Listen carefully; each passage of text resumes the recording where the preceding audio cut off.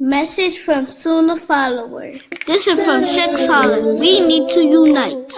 Sisters, wear your hijab. Wear your beards. Be proud of your beards. Stay home, stay home, stay in your home.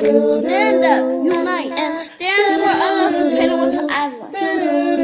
That's right, Saleh. We all should stand up in solidarity, not transgressing the limits of Allah, but standing together with patience and understanding. This is SunnahFollowers. With dignity, humility, and balance. If you want to learn about how to balance and maintain your faith every day, you need to be here at 6:30 p.m. Eastern, being taught by Ustadha Laila Nasheeba, streaming on all major platforms. Channel SunnahFollowers. Hope to see you there, inshallah.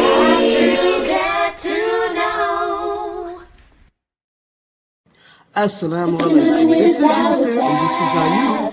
And if you are benefiting like we are from the classes and the ongoing programming and tuning into the SunnahFollowers, please donate. Let this be an ongoing sadaqah jariyah on your behalf. You're helping the kids, the converts, and everyone seeking knowledge. And it's a wealth of information every day you tune in. Don't forget, you are being rewarded for your generous donations to keep this programming on air. You know, just like what you're hearing, put your dollar where the dollar's at. Right here on SunnahFollowers. Don't forget, donate. Right here to SunnahFollowers and dollars out. Assalamu alaikum rahmatullahi wa barakatuh.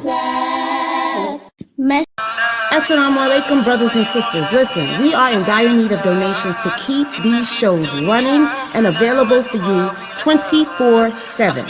So that means when you're in the car, it's available for you to listen to. Whether you're at work, streaming, playing a game, it's available for you to listen to. Rowing your deen and learning about the beautiful, beautiful, beautiful different topics of Islam. Listen, one of the heaviest deeds that could be placed on your scale on the Day of Judgment is sadaqah jariyah. Yes, I know, I'm trying to build deeds daily. So you can too. So listen, feel free and please, from the bottom of your heart, donate to this wonderful cause, wonderful website and platform to continually push out shows that will benefit you and the Muslim Ummah. Yes, you can donate by going to the SunnahFollowers.net website, pressing the Donate tab. You can also scan the QR code in YouTube on the far left top of our videos that are streaming. Listen guys, this is very important and take this as important.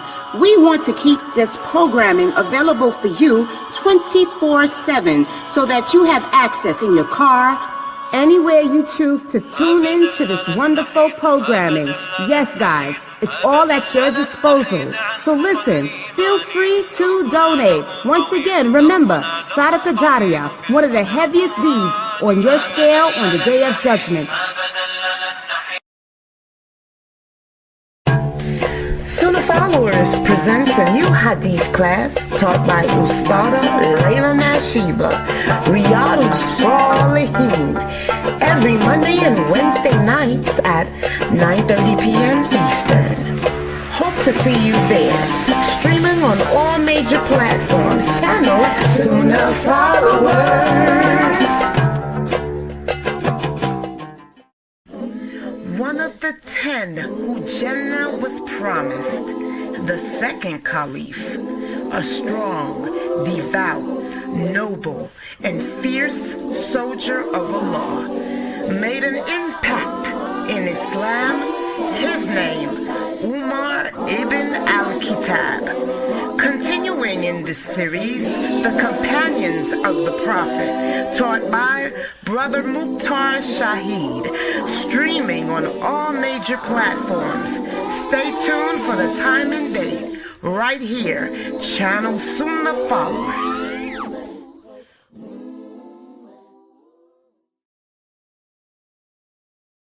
The Maqasidic Tafsir. Surat Ibrahim, planting the tree of Tawhid, a Maqasidic Tafsir by Dr. Karim Abuzaid. Join us on Saturdays and Sundays, 9:30 p.m. Eastern, with your host, Ustadha Laila Nasheeba, streaming on all major platforms. Channel SunnahFollowers. Okay, so Biggie, that's you. I'm sorry. So I got the people on Bigu. What does UPS Victim Thanksgiving mean?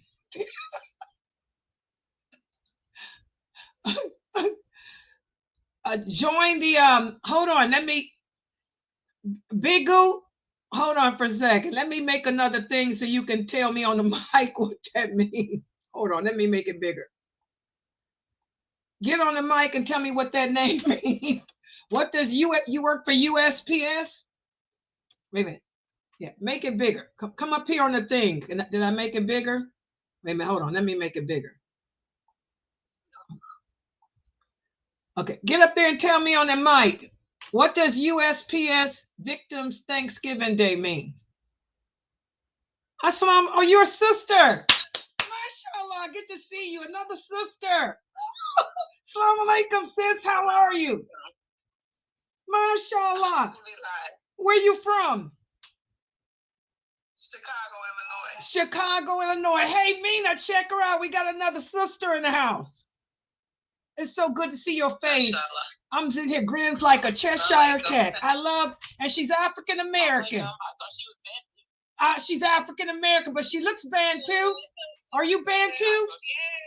Oh, she's beautiful. MashaAllah. I love seeing other African American sisters. Oh, hold on for a second, guys. She's from the Big O program. You are beautiful. Your eyes, your face, everything. You look African, yes, sis. Welcome to SunnahFollowers. I love this program. Let me follow her too. We supposed to, baby. The room he activated one. Everybody got excited. Yeah, we following you too. That's our new sister. You are so gorgeous, and you're not that far from me. I'm in Cleveland, Ohio. I used to come there to work at the stadium when I was in a different life. I won't even talk about that, but what happened at UPS? I mean, no, not UPS. United States Postal Service. I used to work there. Thanksgiving Day 2019, I was injured traumatically, and I've been seeking a lot for everything. I got hit with a forklift on the job. They had a level of prejudice against me because I am Muslim. So let's say 2019, I always came in my attire, and I always wore PPE, being warehouse, shipping and receiving certified, knowing how to work all the forklifts and cherry pickers and everything. I went to school for everything, administration, all that in there, son. The post office has my documents in their profile. So they were like, we're going to move you up because you're certified in all these different areas. And I was standing in front of a pallet when it happened. The guy that hit me was deaf. And I was just standing in front of a pallet. When he hit me, I got stuck to the pallet. What? With my feet. And the fork of the pallet he hit me with. So when I grabbed his jacket, like, hey, everybody in the unit was like waving at him like, hey, stop. He turned around, looked at me, snatched his jacket away. When he did, I fell on my whole left side. So, you know how you stand and your feet move when you fall? My feet were still like this when I fell. So they had to pry me from up under the pallet. And I didn't even know that they turned my feet or nothing because I had them passed out. I defecated on myself. It was a lot. The A manager took me to the hospital. Supervisor only wrote on the form contusion of left hand. They didn't put everything. So I have to wear glasses because my left eye, I've been having slight strokes on my left side. Oh my goodness. And I didn't know when you go to the eye doctor can tell. So the eye doctor was letting me know I need you to put these drops. I wear glasses. I have TIA. It's like a form of thinking and talking. It's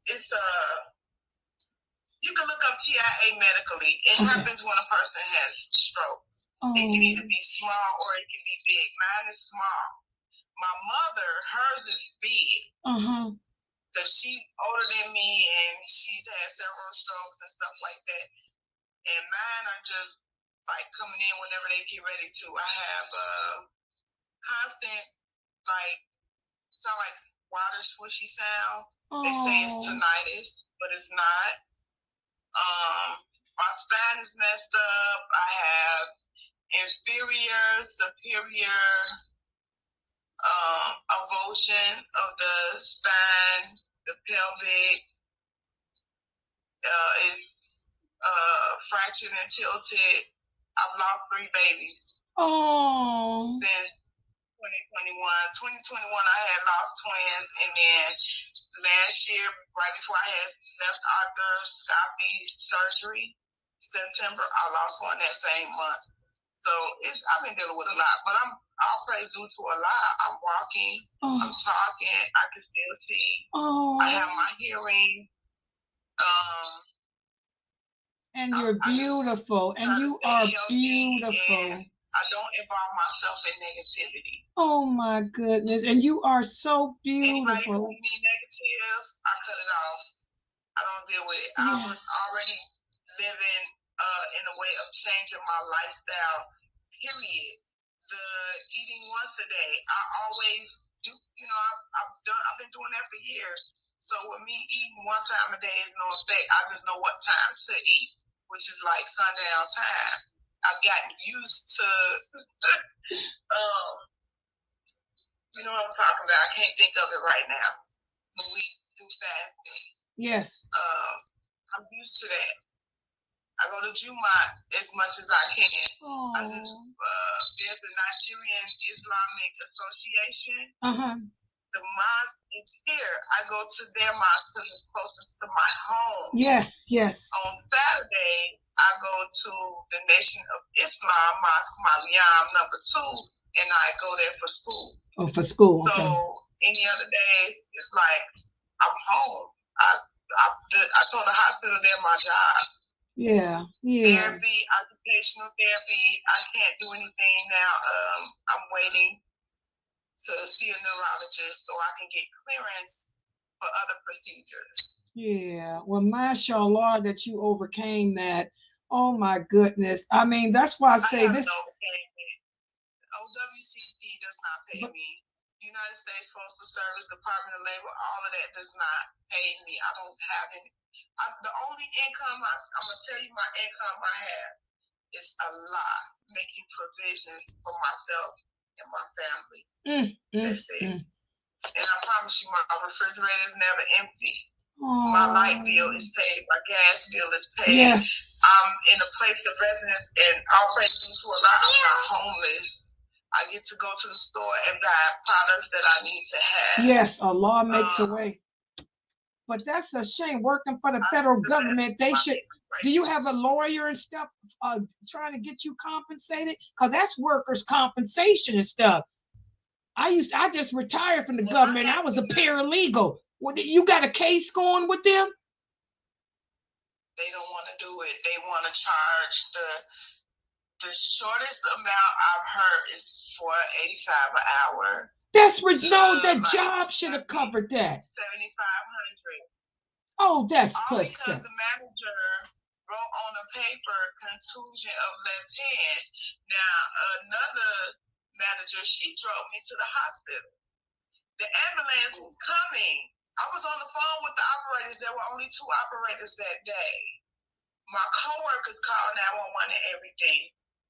As they were coming, the ambulance, I was in her car. I tried to get out of her car to be out, like fall out in front of the ambulance as they were coming. She speeded up. Now I had just fell, so I messed up, got feces and everything on me, bleeding, all that. I'm hemorrhaging, basically. Right. Excuse me. But it was true. So as she speeded, what they do, pushed me back. What did the union do? You were part of the union too, weren't you? What did the union do? That's what I used to work dealing with before I just retired. I worked for the state, but still it's the same process. Your union should have filed. They never let a rep come. They never let a rep come. They didn't let She never showed up. But the whole time she was there. She was on the dock. They were saying she was busy. I was a clerk for them. Oh, so no. I knew how they operated the dock. They were not that busy. And this Thanksgiving Day, Lord knows, ain't nobody that busy, but everybody's there to get that holiday check so they can work and do whatever they do. She didn't show up till the next morning. They told me I had to wait for a rep from another building in another United States Postal Service area from where I was. I was working for the distribution center of O'Hare, which is CIMSC, right, which is military. Right. They won't let nobody in. I'm gonna look into that after this class because that's wrong. And this happened in 2021. 2019. I lost the twins in 2021. I'm on they give me 13 meds. I don't feel nothing. I be in pain. I have a high sedimentation rate. So when you go to the doctor and they ask what's your pain level 1 to 10, right? Mine is above that. I go straight to numbing. Right. If I swell, which is inflammation, I only can feel myself swelling. Yes. I don't feel no pain, but my blood pressure be high. My highest in my blood pressure has been 271. Oh my God, girl. No, this is crazy. You should have been entitled to workers' compensation and everything. No, that's wrong. Your union should have fought for you. You should have been gotten paid for the rest of your life for buying that. Look, I went to the president of the United States Postal Service Clerks Union president. He's a triplet. The man did not believe that I worked there. I showed my ID and everything. He said, you know how many people come in here and get hired on with the post office and they just walk around a badge like they really working for the post office? Oh, no. And I said, well, that ain't that. That's not me. He asked me how I even found the place. I was on that bus route every time I went to work. I would pass by that place. I was like, look, this is my route when I'm on the way home from work and going to work. So why would I not come up in here and I'm a clerk and I'm a part of the clerks union? Yes. They did not like me at all at that place. Oh, that's not right. They're so prejudiced and it's a lot of us. Yes. So yes.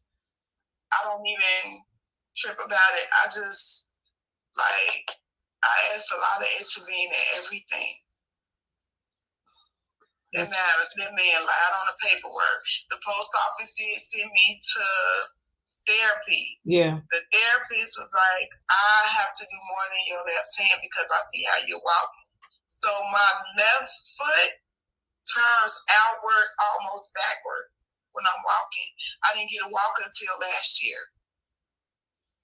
My right knee goes in as I'm walking. You know how people are really, really knock me?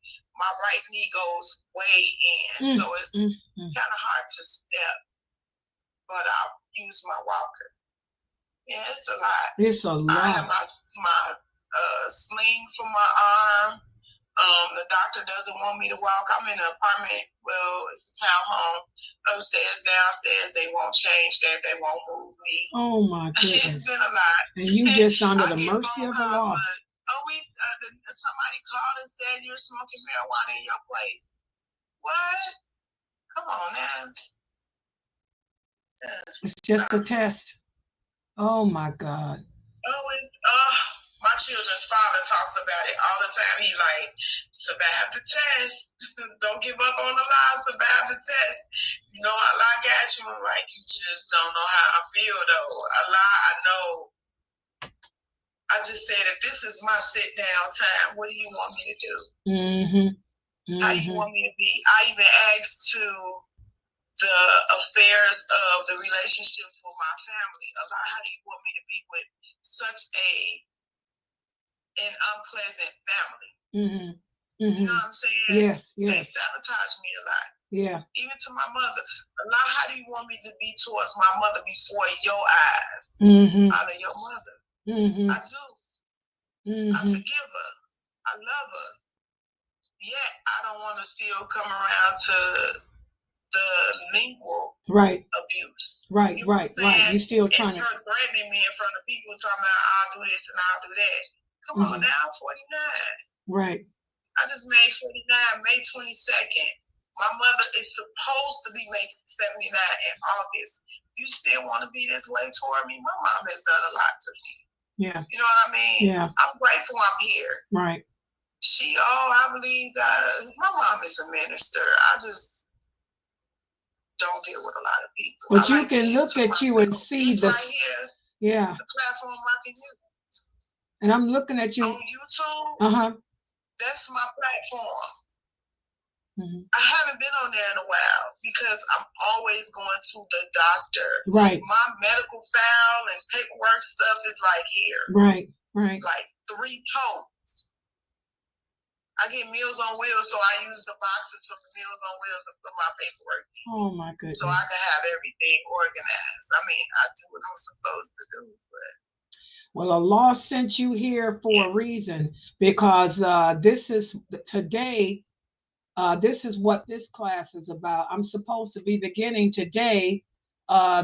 This is a book that Sheikh Karim Abuzaid just put out, the Tafsir of Surat Ibrahim. Ibrahim alayhi salam, who was a great example. A lot of people ask, why did Allah favor him and make him out of all the prophets of Allah? Allah chose him to be his personal friend. And listening to your struggle, your story, because I was trying to figure out how I was going to start this class. Allah sent you here for a reason. You just started it. Your struggle is similar to Prophet Abraham alayhi salam. So inshallah, sister, Allah sent me here to this program for a reason. Like I said, I thought I was on all the social media platforms until I found out about this one, this bigger one. And it's a lot of Muslims on here, and you are so beautiful, and you a sister, and you just like my SunnahFollowers sisters from Chicago. I want you to stick around. I want you to become a member of my website. I want you to listen to my classes, and because inshallah there'll be a benefit. You'll be an inspiration for the new shahadas here, and inshallah the stories here, the lectures I'm teaching will inspire you too. So just stick with me, and especially this class today, because you just inspired me on how to present this class today, because this is my first time teaching from this masterpiece that Dr. Karim Abuzaid just put together. Have you guys heard of Karim Abuzaid? For those of you on Bigo, I know you brothers have. I know the Arabic brothers have. The people from Egypt have, all of them. But for the African Americans, have you guys heard of Sheikh Karim Abuzaid? He just did a conference in Chicago. Wasn't he just in Chicago? He just did a conference in Chicago. And he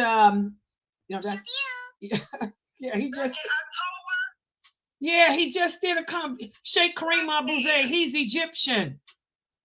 He's got the gray beard. He used to be on Huda TV. He used to do a Q&A on Huda TV. I forgot the name of the mosque he was at. But he just did a conference up there in Chicago. Yeah, you probably know him if you see. I'm gonna put his pic. here. Look at you on YouTube. Let me put his picture. I'll put his book up on the screen and you will see if you know him. Let me put his picture up. Hold on, because I forgot to change my picture. Let me put the picture of the book. Oh, I forgot to make a background of that book, but this is him. This is a picture of his other book. You see him? That's his picture. This is his other book. No, I haven't. But they speak highly of him. Yeah, that's Sheikh Karim Abuzaid. He's pretty well known. This book behind me is the other class I teach of his on Tuesdays and Thursdays. But I meant to remind me y'all to make a picture of this one. I forgot to put the picture up of this book, the Mecca of Ibrahim. Let me see. I forgot to make a picture of this book here. Let me see. But he just did a conference. He just left Chicago. Oh, he was just there. But that's his other book, the Maqasidic Tafsir, that I'm teaching of another book too. But that's him. He's very, very popular and very, very well known. Yeah, Sheikh Karim Abuzaid. But I'll leave this one as a background for everybody. But this is not the book that I'm getting ready to teach from. But he's very well popular up there in Chicago too. Did you get, Sister Mariam, you got the book too? Okay, the sisters on Reddit. Yes, you bought it. It came in. Okay, yes, I'm going to be covering pages 1 through 15, the introduction tonight. Okay, yeah, I'm going to get started. Let me get started with it now, y'all, so they can, the sisters on Reddit got it. Yeah, we got a lot of Muslims logged in now. This is the on the BGO program. I got 134 logged in. On YouTube, I got about 40 people logged in. I got 20 on Facebook. I got some, Kicked or logged in. Okay, I got Brother Ahmad. Join Kick if you're here. So you can moderate for Kick if you can, because they said that they had some kids on Kick who were acting crazy earlier. Okay. All right, let me get started. In fact, let me take this back. Yeah, okay. Inna alhamdulillah wa salat wa salam ala wa rasulullah.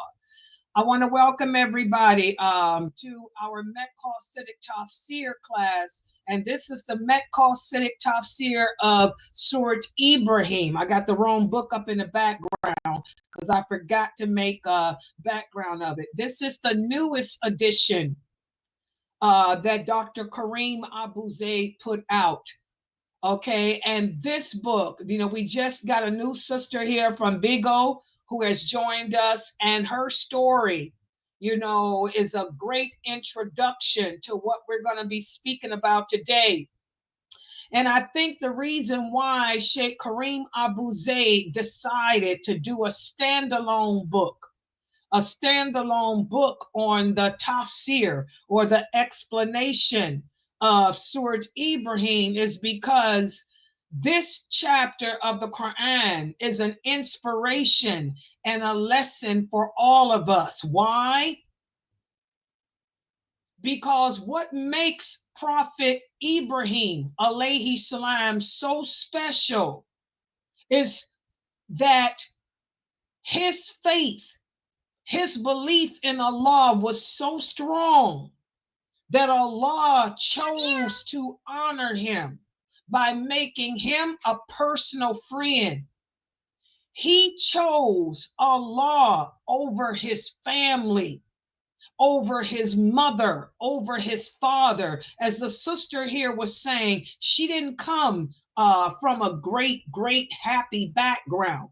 First of all, we have to remember, guys, we were created to worship Allah. We were put here on this earth to prove to Allah that we believe in him and that we love him and put him above any and everything. And Allah tells us in the Quran that he's going to test us with everything that we love, everything that's dear to us, our mother, our father, our children, our money, our health, our jobs. Well, Prophet Abraham alayhi salam is an example of that.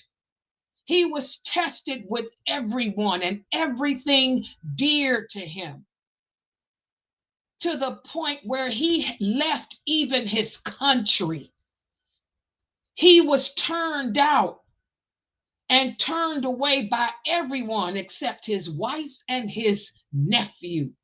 Subhanallah. Subhanallah. And when you look at his story and ponder his story, there's a lot of lessons to be learned. And that's where the word Maqasid comes from. We all ask the question, what is meant by being Maqasid? What is meant by the Maqasidic Tafsir? Why is it that Sheikh Karim Abuzaid decided to get his PhD in this? Well, when we talk about being Maqasid, this is having the ability to read the Quran, to take the objective of each chapter of the Quran and apply it to what's happening in the world today, what's happening in your personal life, and set goals for yourself. A lot of us are struggling. We're living in bad times today. We're living in times of war. We're living in times of trial. We're living in times of test. Remember, the Prophet Muhammad sallallahu alaihi wasallam said Islam will become strange. Islam will go back to the way it used to be in the beginning. Well, we are in those days. The days where the people of truth are viewed as people of falsehood, and the people of falsehood is viewed as people of truthfulness.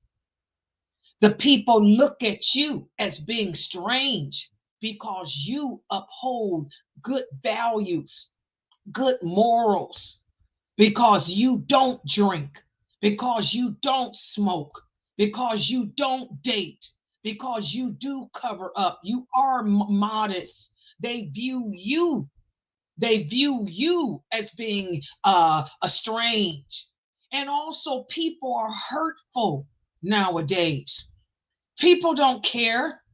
They don't care about other people's feelings. People will say things to cut you down. People will say things to hurt you. We're racist. We're tribal. We're all about ourselves now. We're hurtful and mean. Kindness is something that's hard to come by. Remember, the prophet said, trust will disappear.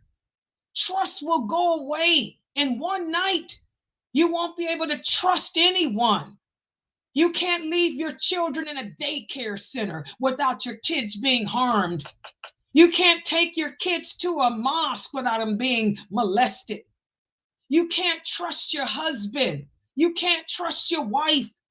You can't trust anyone. The trust, the amanah is gone. These are the days of fitan. These are the days of trials and tribulations. So a lot of people ask, how do we handle ourselves in these times?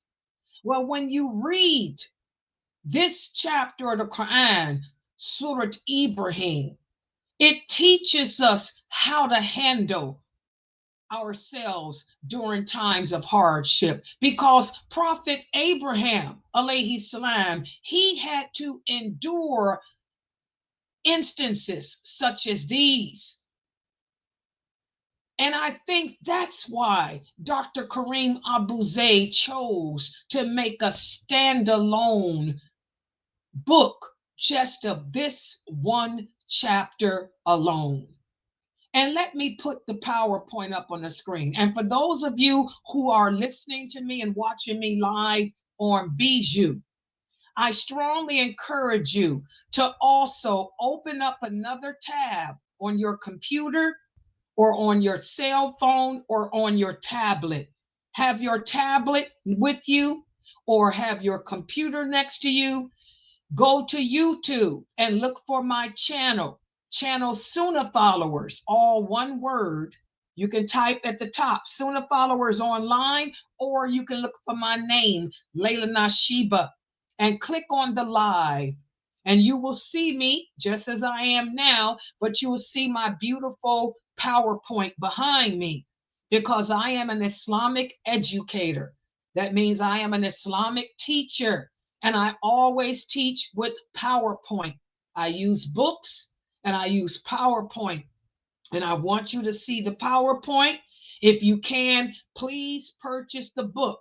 This book can be purchased on Amazon. It's called the Maqasidic Tafsir of Surat Ibrahim. It's written by Dr. Karim Abuzaid. He's a very well-known Islamic scholar.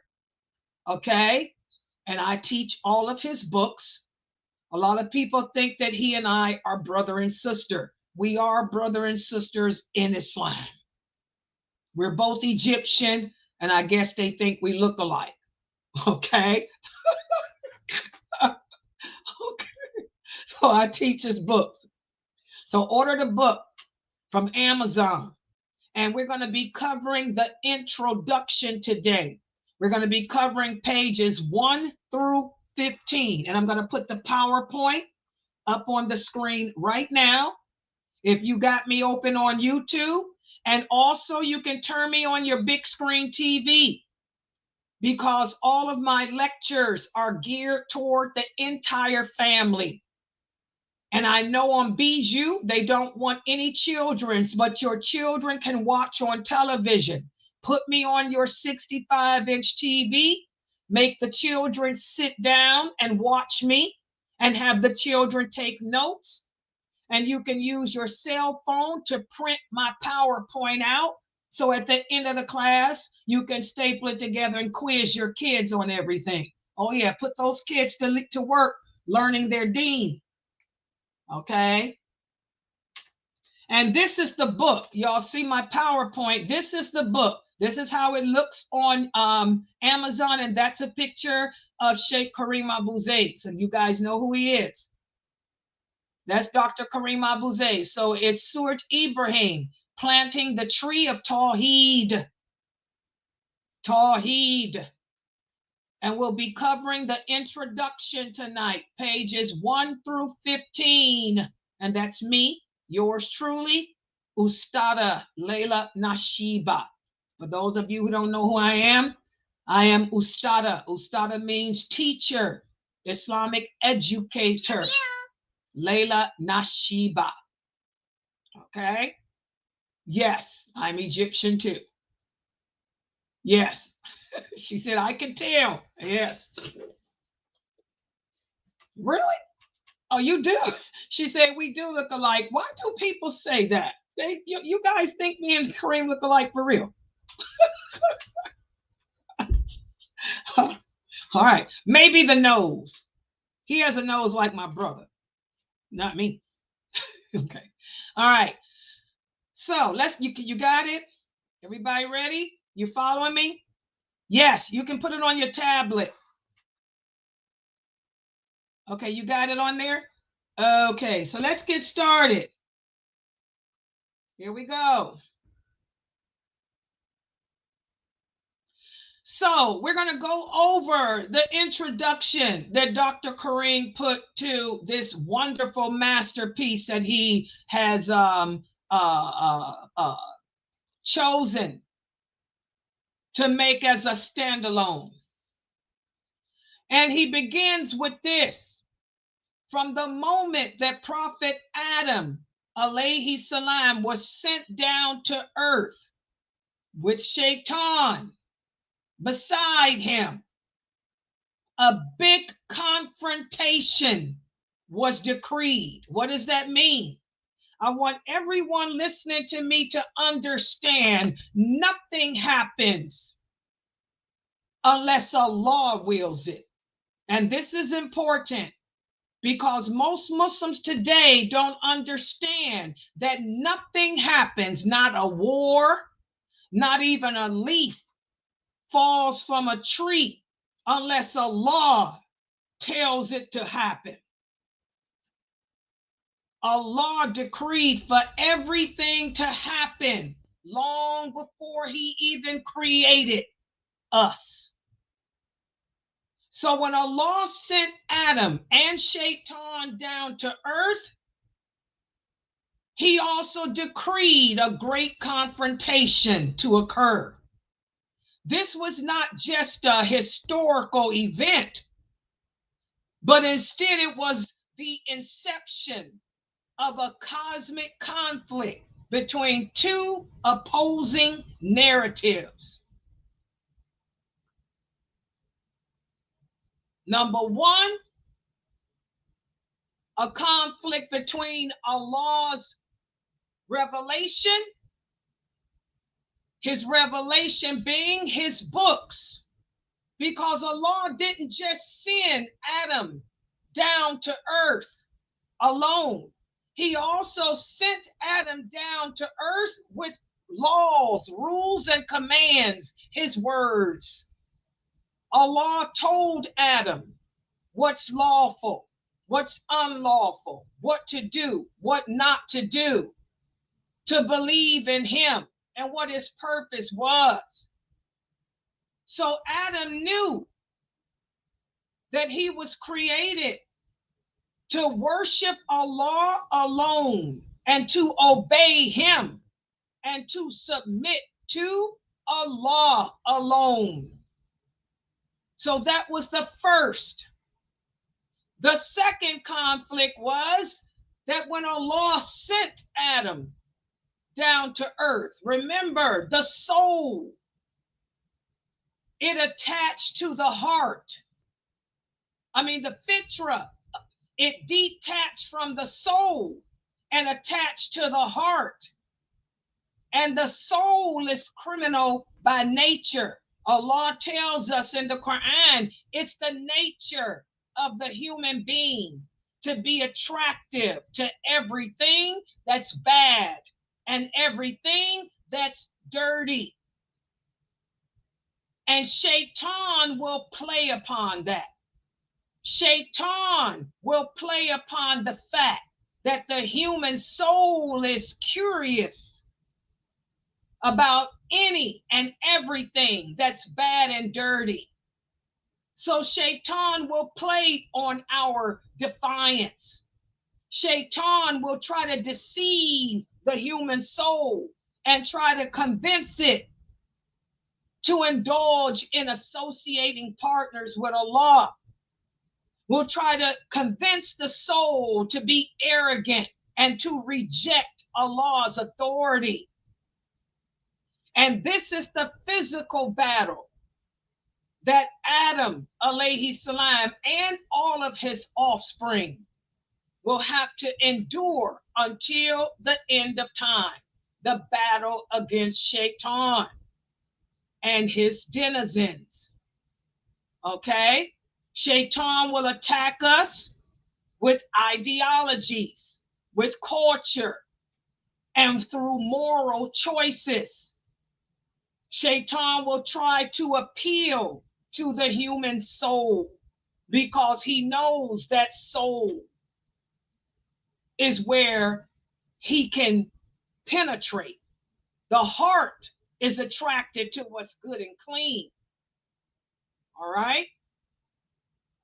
So, Surat Ibrahim, what makes this chapter of the Quran so important is it's a window, a divine window into the conflict between the human soul and Shaitan. This chapter of the Quran does not just recount historical events that occurred, but it also presents a paranormal view of the enduring struggle between the human soul and Shaitan. As Allah tells us in the interpretation of the meaning, has not the news reached you of those who came before you, the people of Noah, the people of the Ad, the people of Thamud, and those after them? No one knows them but Allah. Their messengers came to them with clear signs, but they put their hands in their mouths and said, we disbelieve in what you have been sent with, and we are in deep doubt about what you are inviting us to. So Allah lets us know, even though when Allah sent Adam here, Allah didn't send him here alone. He also, for his descendants, for the children of Adam, Allah continued to send messengers amongst them.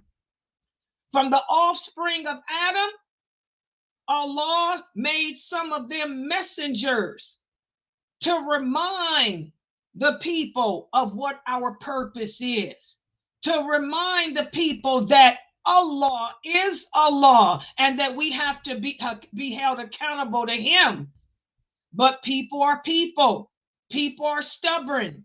And most human beings, we end up giving into the desires of the soul, and we deny Allah's message, just like today.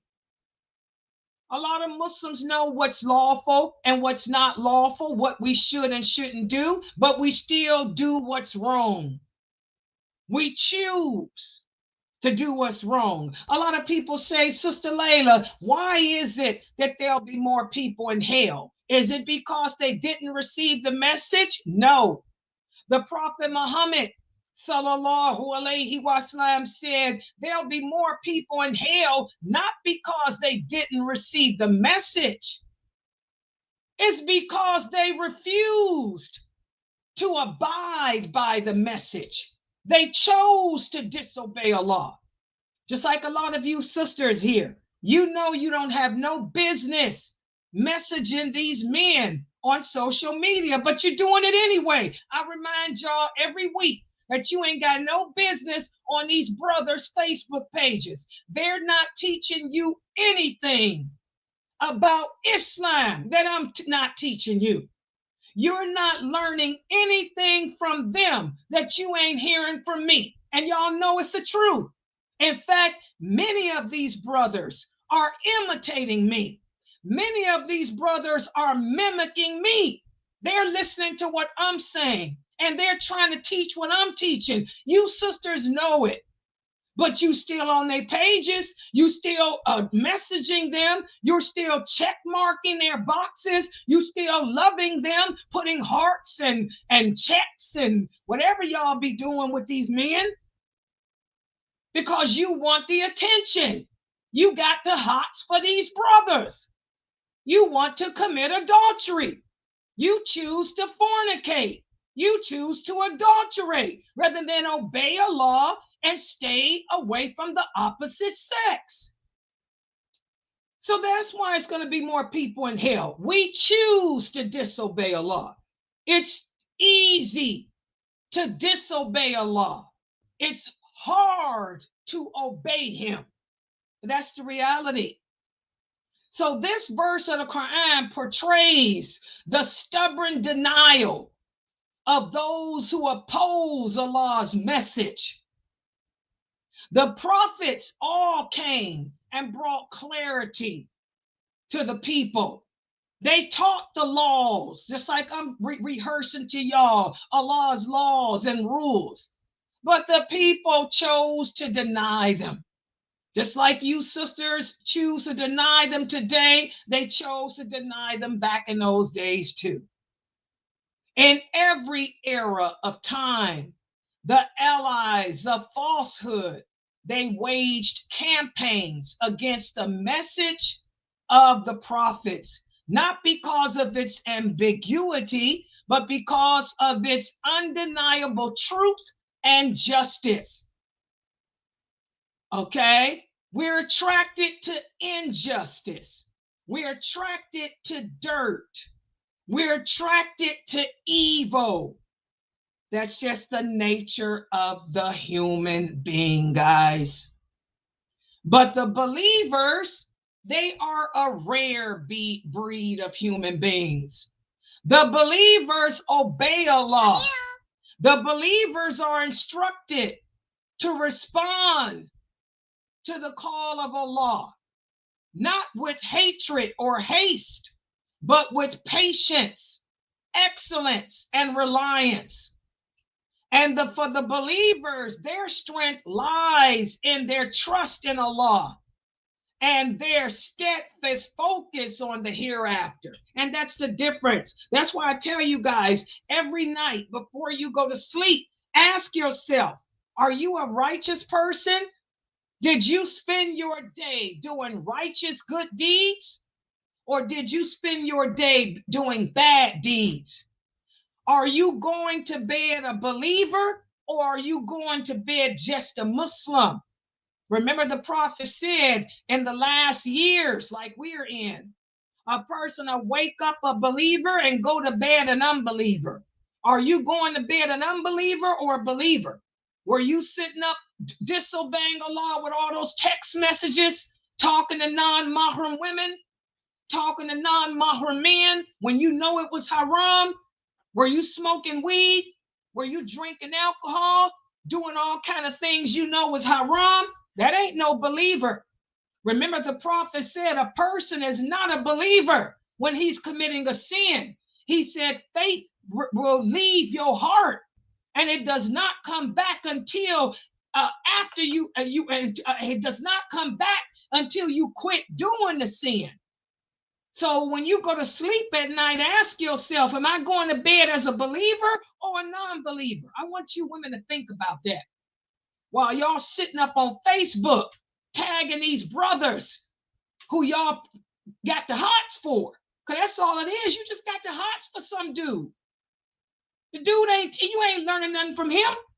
He ain't telling you nothing that you don't already know, that you ain't heard from Laila Nasheeba. And can't nobody break it down like Laila Nasheeba, because I'm breaking it down in English. You don't speak Arabic. Subhanallah. You can't even read in Arabic. You can't even pronounce the Fatiha. And you don't know the Tashahud.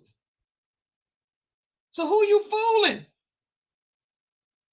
Subhanallah. All right. So this confrontation between the human soul and Shaitan continues in different forms across cultures and societies. And our interpretation of these events depends on the eye through which we view them. For example, we have a world lens, the worldly lens. The worldly lens focuses on immediate outcomes and popularity and power dynamics. Then we have Allah's lens, the divine lens. This emphasizes sincerity, obedience, and the connection between worldly events and the hereafter. What may appear as a setback could be a preparation for a greater good. For example, the sister that joined us earlier, that started us off. What may seem to be a setback for her. She went through a rough time. She went through a rough time and is still going through a rough time. It may just be a setback that's preparing her for something better. We have to remember that apparent defeats can lead to spiritual elevation. The world may perceive weakness, but from a divine perspective, it could signify the beginning of true strength. Subhanallah, like she said, she ain't got time for negativity. She may be weak physically. But she's probably stronger than most people spiritually. You come around her spiritually weak, she ain't got time for you. She may not have time for some sister who all broke down because she ain't got a man. She'll probably tell you, I don't want to be around that. I ain't got time for you because you moping, because you need a man. Girl, you better learn how to love yourself and pull yourself together. She ain't got time for that. There's more to life than needing a man. You better learn to trust in Allah. She'll probably tell her sister, you better learn how to put your trust in Allah because man will let you down. You better learn to trust in Allah, sister. Subhanallah. So, that's the lens of Allah, looking at things through a divine lens. Okay? So, Surat Ibrahim, it can serve as a map for navigating the storm of life. It serves as a spiritual compass for believers who are facing a world that's filled with injustice, a world that's filled with deception. Because Surat Ibrahim, chapter Ibrahim of the Quran, it encourages us to reconnect with Allah, to take our emphasis off this dunya and instead put it on Allah. We reflect on the historical instances where Allah supported the oppressed and he humbled the tyrants, subhanallah. It'll cause us to hold fast to Allah's plan. It'll teach us to trust that Allah's plan is perfect, even when circumstances seem dire. And also, Surat Ibrahim, it will cause us to anchor ourselves to the hereafter and not to this world, because death can come at any moment. Any moment. The question is, what preparations have we made for the hereafter? Okay?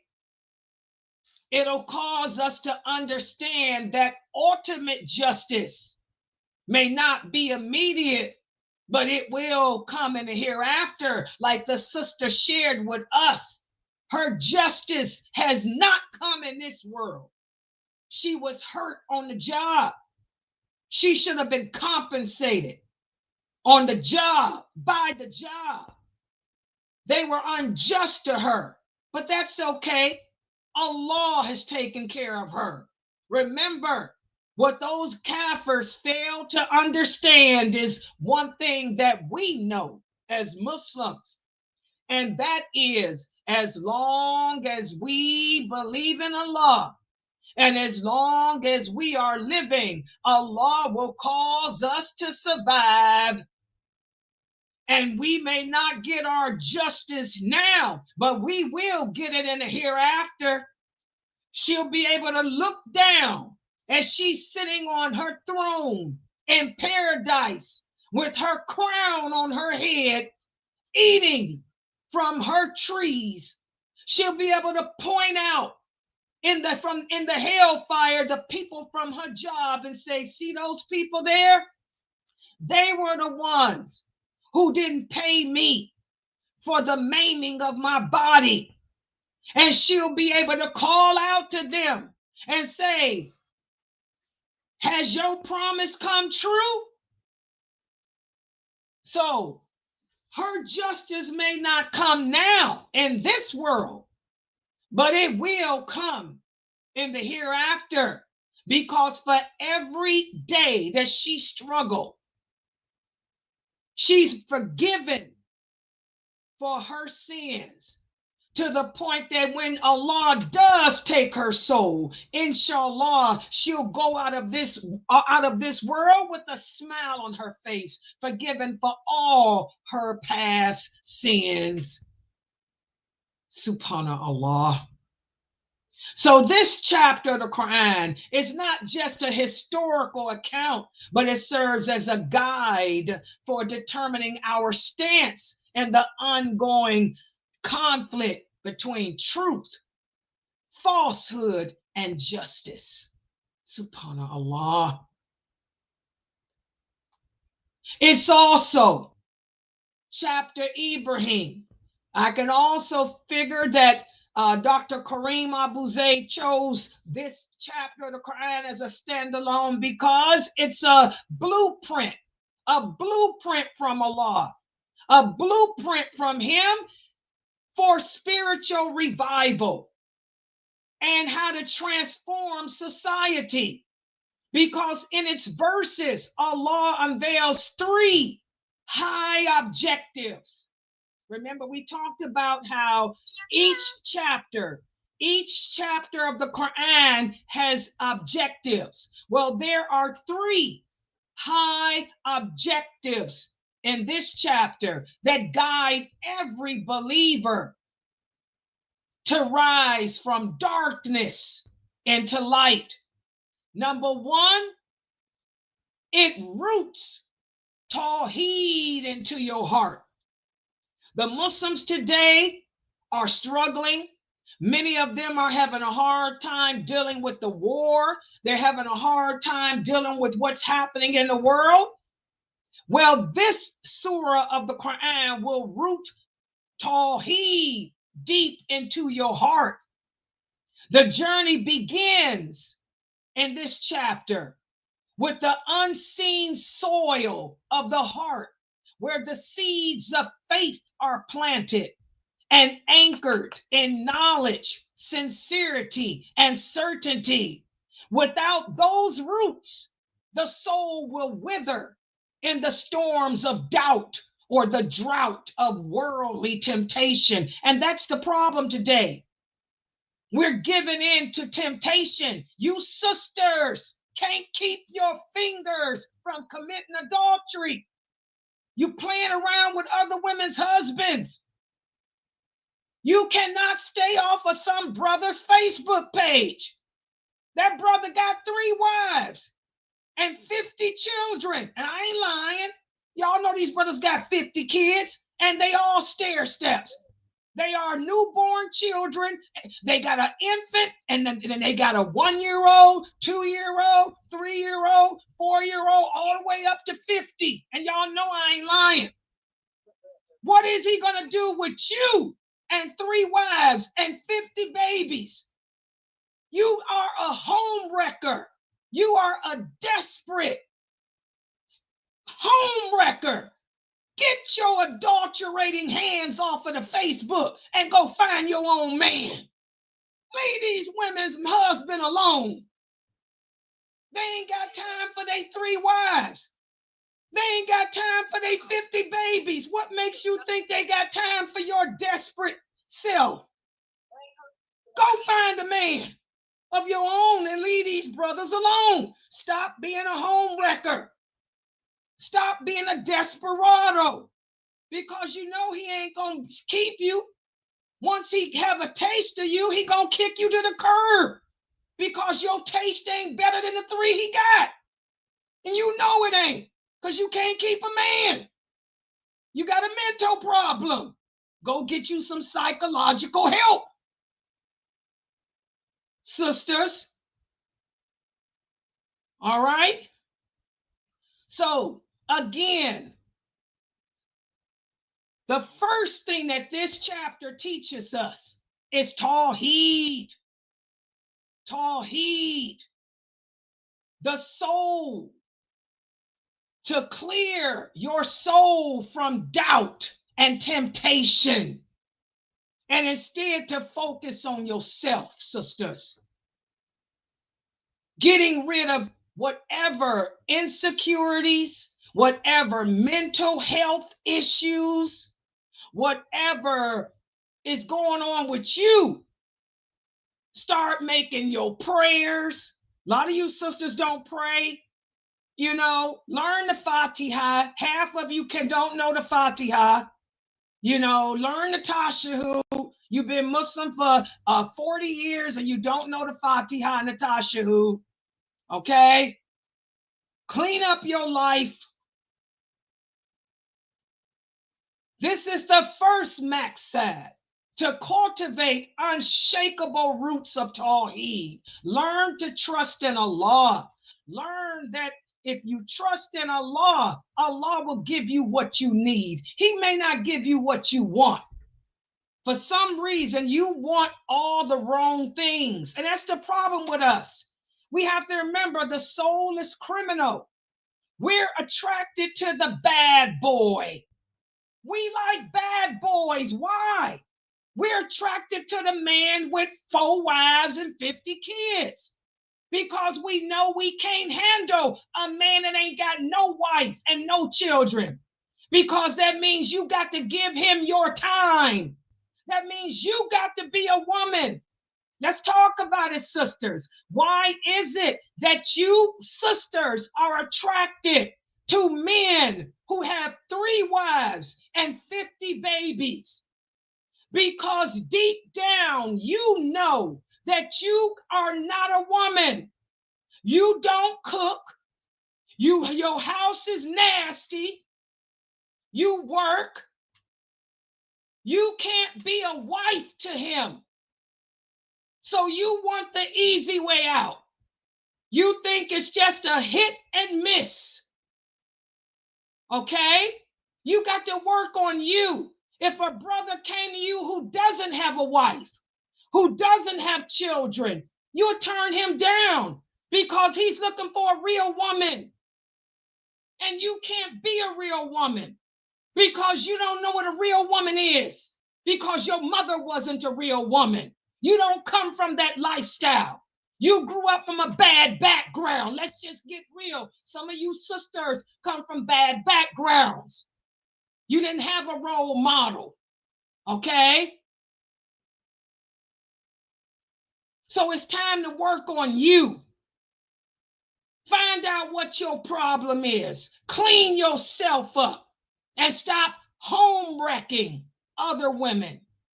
Stop going after the bad boys and work on making yourself a good woman, a righteous woman who doesn't need a bad boy, but who can be a good wife to a good man. Y'all get that? And the only way you can do that is by trusting in Allah and asking Allah to help you to change the condition of yourself. That's what you're going to learn from this chapter of the Quran, because Prophet Abraham did that. He asked Allah to help him to change the condition of himself to that which is needed to fulfill the mission that Allah wanted him to feel. Okay? And also you learn from this chapter of the Quran how to confront the corruption of shirk in society. As a tree of faith grows, it faces opposition, not just from ignorance, but from entrenched systems of falsehood, from cultural idols, from power structures and inherited practices which rise to suffocate it. So in this chapter, you learn to unmask the shirk, which can be an oppressive system that destabilizes the truth and enslaves the soul. You're going to learn that from this chapter, because this is what Prophet Abraham had to do. Also, you learn how to rise with gratitude. And this is something else we need to work on, how to show gratitude towards Allah. How many of us thank Allah for the good things in life? When Allah raises us up in status, how many of us take the time to thank him for that? Most of us don't. So we learn to nurture a grateful a sense of gratitude towards Allah. And then we make sure that everything we do to please him. You're going to learn that from this chapter. And why did Allah name this chapter? Why is this chapter named Surat Ibrahim? Because it's named after the patriarch of monotheism.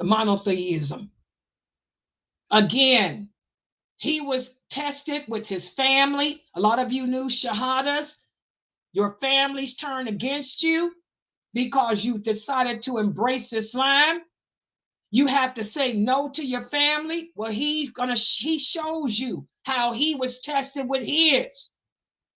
He had to say no to his whole countrymen. Okay?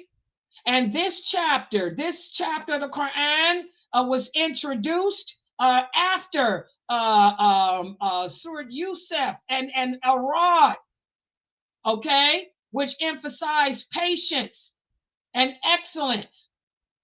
This surah advances to a stage where empowerment is imminent. So I can't wait till we really get into this chapter of the Quran. It's one of my favorite surahs, because this surah builds upon the message of Surat Arad, which emphasized how to endure lies and falsehood and how to deal with it with patience.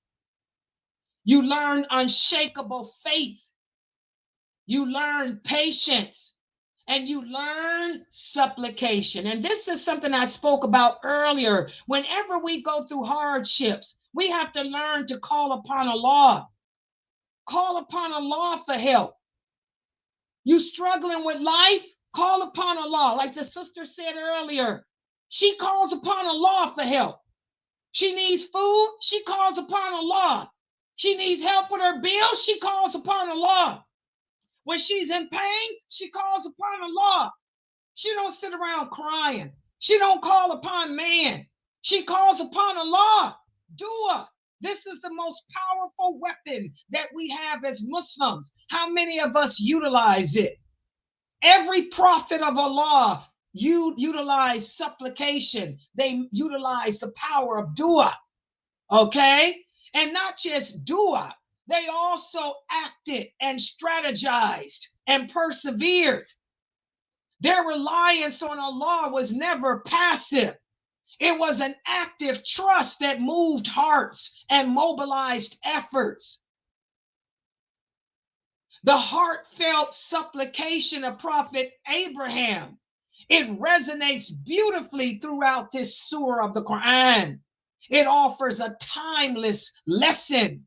It teaches us how to ground our mission in trust and thankfulness and vision, how to build not just for the present, but for the future too. Even in our darkest hour, the believer will remain focused, planting the seeds of Tawhid with sincere reliance, not upon a man, but upon Allah, which is something that you women really need to get back to doing. I get so sick and tired of you sisters with this man thing. I need a man. I need a man. I need a man. You need Allah in your life, sisters. You don't need a man. You need Allah in your life. That's your problem. Too many of you sisters have had too many men. You need to take a break from men and take Allah in your life and learn to trust and depend upon Him and change the condition of yourself and get you some mental help and figure out why everything has to evolve around a man. And it's always the bad boys. It's never a good man. It's always a bad boy. So this chapter is going to be a great journey for all of us as Muslims. Inshallah, it's going to be calling us back to Tawhid. It's going to give us the skills we need so we can handle the problems of life, to give us the strength we need to endure our challenges in life. And again, this class is going to be every Saturday and Sunday. Every Saturday and Sunday at 9:30 p.m. Eastern Standard Time. For those of you who have not yet purchased the book, please go to Amazon and buy this book today. It's written by Dr. Karim Abuzaid. How much is the book, Mina? How much is the book, Mina? What is it? Is it $19.99? I think it's $19.99. $14.99. Yeah, $19.99. And Amazon will send it to you in 2 days. He also has the Kindle. For those $24.77. How much? $24.77. What? Oh, that's the other one. I'm sorry. That's this book right here. No, this is $19.99. 24, yeah. What? He also has it on Kindle too. For those of you who can't buy it, it's on Kindle too. The Kindle is $10. Yes, the Kindle is $10. Yes. Are there any questions or comments? For those of you on Big O, if you want to take the mic, you can. Go ahead. Got a question on Big O? I have a question. I have a comment. Yeah, go ahead. I ordered the Kindle version right before it came out as the hardback book, and I was streaming through it, and I was like, wow, this is a really good book. Like, I never really thought to look into the surah as like a stepping stone to everything that you just laid out, especially, with Prophet Ibrahim alayhi salam dealing with so much, and how the parallels that we also could draw from it, especially those who came from backgrounds who were not Muslim.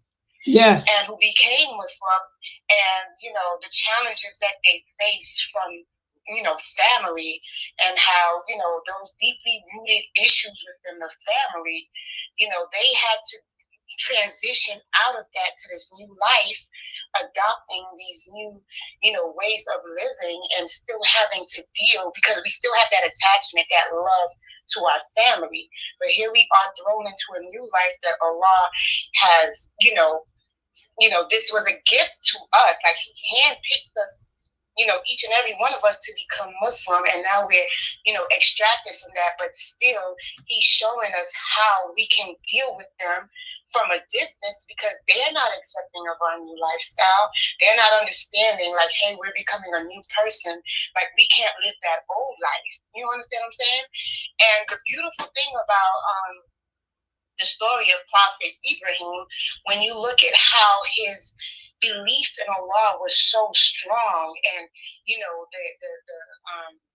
the story of his relationship with his father, and how that hatred, his father wanted to stay, dealing with the idols in that life, and Ibrahim, knowing who Allah was, fought so hard against that, but yet he loved his father. But even as a young child, a young man, he still had to stand up to his father. And for us, look at our parents on this level of respect, and we love them, but it still hurts us as Muslims when our parents are cursing us, our parents are shunning us. They look at Islam, they say all types of junk to make us feel bad. But we look at that as far as how Prophet Ibrahim alayhi salam, how he stood strong, trusting in Allah, and how we should feel strong trusting in Allah for all those new, converts or whatnot, to understand, like, this ain't new. There's a lot of other ones that have gone through the same issue until this day. Even though our parents were Muslim 10, 20, 30 years, we're still having to adopt and stay strong, because they don't want to hear anything about Islam. They've become deaf, but we have not turned back, and that trust in Allah is consistent, And I think this book is dope, and I'm looking forward to going through it. That's all I had to say. Yeah, this, like I said, and again, I like it too, because it emphasizes that Tawhid, which is what we Muslims today need to really work on. Everything is Tawhid, obeying Allah, submitting to Allah. We don't submit to Him. We don't obey Him. We don't obey Allah's commands. We pick and choose what parts is religion to practice and what parts not to. And we get upset because things don't go our way, or because Allah doesn't answer our dua, or whatever. Like this sister said, I feel bad for her. She went through some tough. I worked for the government. I'm an ex-union steward and a paralegal. That sister should have been compensated. What kind of union did she have that she didn't get her? She was hurt on a job. That's workers' compensation and everything else. you know, but she still can smile and she's surviving. You know, subhanallah, she was cheated out of money and everything, payment on the job, everything, discrimination. That's EEO. She could file a discrimination suit against the union. She can sue the government and the union. You know, that's EEO, man. But she still got a positive outlook on life. You know, it's just, oh, it's amazing. Girl, that makes me want to go back to work. That's the type of stuff I dealt with. Oh. Oh, no. Oh, no. And just. She's a strong sister. Yeah. And she was, you see her, she could see the light on her face too. Positive. Like she said, she ain't got time for no negativity. She probably ain't got time for no weak women. These weak women crying for a man. I got to have a man. I got to have a man. You better get a law in your life. That's true. You better get a law. Get a law, sister. You could do so much better. And keep going for the bad boys. She's making the same mistakes. A lot of these sisters call me up and y'all making the same mistakes. I don't get it. Why do you sisters make the same mistakes over and over? You hooking up with the same kind of losers over and over. You sisters need to get right with the law. Go get some mental health help. Something's wrong with you mentally. There's something wrong up here. You know, insanity to keep doing the same thing over and over and over again, getting the same result. You keep hooking up with the same type of men. Why you keep marrying men that's got wives and babies? That means something's wrong with you. Go and find your own man. But that means something's wrong with you as a woman. Come on, I mean, figure it out. It's bad. The brother here says she right. But you, like I say, you brothers better be quiet. Like I say, you brothers need to be quiet, because why do y'all entertain these sisters? Y'all need to stop entertaining these weak women, these mentally ill women.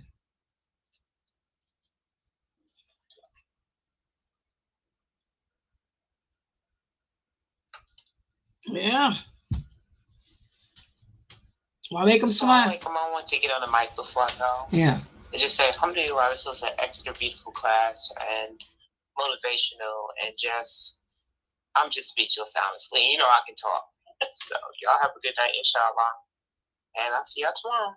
Walaikum salam, Sister Zarina.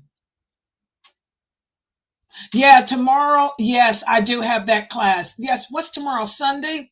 Yes, we have the SunnahFollower kids. That's at 2:00. Yes, it's 2:00 tomorrow. And then I have, what is it? What's tomorrow? Sunday? What else is tomorrow? Is my 6:30 class? Yes. The 2:00 is the new Shahada class. And 6:30 is the diluting El Wala Wal. Huh? 6 p.m. 6 p.m. Why? Because we have brought the Mukhtar at 7. So we got Mukhtar. Yes, Mukhtar's tomorrow at 7. Yes, that's right. So, yes, 6 p.m. is the diluting. Diluting El Wala Wal Baraz at 6. Mukhtar is the Caliphate of Umar, radiallahu anhu. That's at 7. And then I have this class again. This class again at 9:30. Yes. Okay, I'm going to log out from the stream because I got to make the background for this. I forgot to do that, y'all. I'm going to do that tonight. I need to put the book up for the background. Okay, so I'm going to log this out. Subhanakallahumma wa bihamdika. Ashhadu an la ilaha illa anta astaghfiruka wa atubu ilayk. Oh, yeah, I forgot.